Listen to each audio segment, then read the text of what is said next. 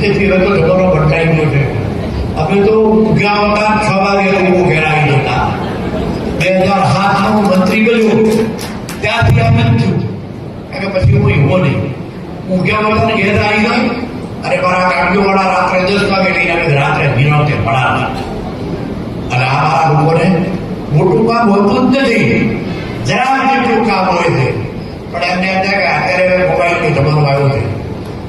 અરે ઘણી વાર પૈસા એવી રાખે કે મારો ફોન ઉપડ્યો નહીં, દેવું ને આપણે કામ ન હોય.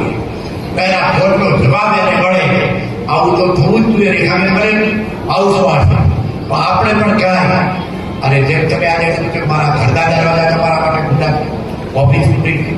હું મિત્રો દર ગુરુવારે ફરાજ પડું અને શુક્રવારે ફરાજ પડું અને ગુરુવારે પાલન કરું.